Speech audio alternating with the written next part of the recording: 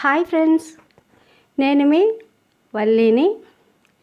రొటీన్గా చేసుకునే పకోడీలా కాకుండా ఈసారి వెరైటీగా స్వీట్ కార్న్ పకోడీని ఇలా చేసేసుకోండి. టేస్ట్ అయితే ఎక్స్ట్రాడినరీగా ఉంటుంది. స్వీట్ కార్న్ పకోడీని ఎలా చేయాలో చూపిస్తాను రండి. ముందుగా స్వీట్ కార్న్ని ఒలుచుకుని మంచినీళ్ళలో 2-3 సార్లు బాగా వాష్ చేసుకుని, వాటర్ లేకుండా స్వీట్ కార్న్ని కోర్స్గా మిక్సీ పట్టుకోవాలి.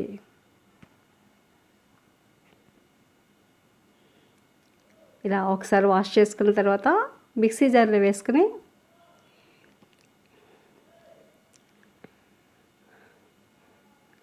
ఈ పిండిని ఒక బౌల్లోకి తీసుకుని ఈ విధంగా కోర్సుగా ఉండాలి.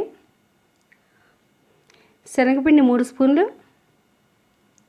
వరిపిండి 3 స్పూన్లు, ఒక పెద్ద ఉల్లిపాయ సన్నటి తరుగు, కొన్ని పచ్చిమిర్చి ముక్కలు, అలాగే 1 ఇంచు అల్లం సన్నటి తరుగు, క్రష్ చేసుకున్న ధనియాలు 1/2 స్పూన్, జీలకర్ర 1/2 స్పూన్, రుచికి సరిపడా సాల్ట్ వేసి వీటన్నిటిని బాగా మిక్స్ చేసుకోవాలి. కొద్దిగా కొత్తిమీర, కరివేపాకు కూడా వేసుకుని ఈ విధంగా పకోడీలాగా కలుపుకోవాలి. స్టవ్ ఆన్ చేసుకుని ఆయిల్ హీట్ అయిన తర్వాత చిన్న చిన్న పకోడీలాగా నూనెలో వేసుకోవాలి.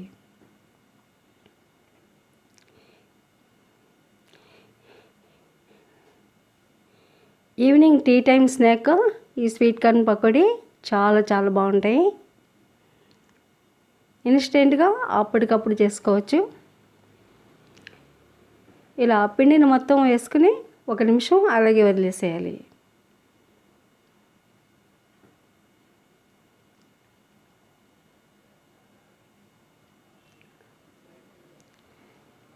నెక్స్ట్ నెమ్మదిగా కలుపుకుంటూ వేయించుకోవాలి.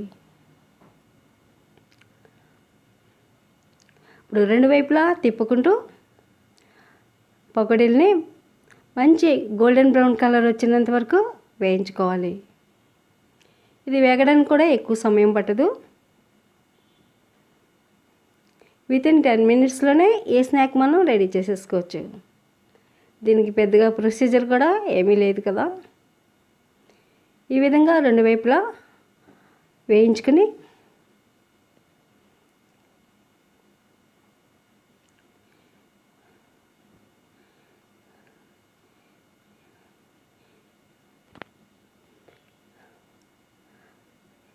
ఇవి కలుపుతూనే ఉండాలి తీసేంత వరకుని.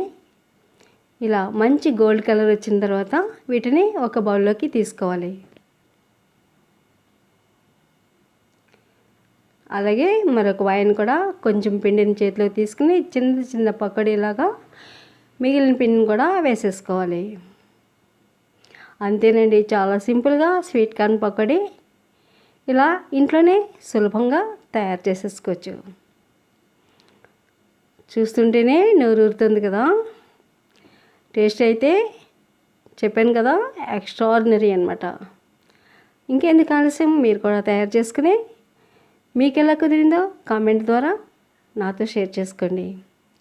ఈ వీడియో మీకు నచ్చినట్లయితే లైక్ చేయండి, మీ ఫ్రెండ్స్ అండ్ రిలేటివ్స్కి షేర్ చేయండి. ఉద్దరాజు ఫుడ్ ఛానల్ని సబ్స్క్రైబ్ చేయండి. మరిన్ని లేటెస్ట్ వీడియోల కొరకు బెల్ ఐకాన్ని క్లిక్ చేయండి. Thank you for watching.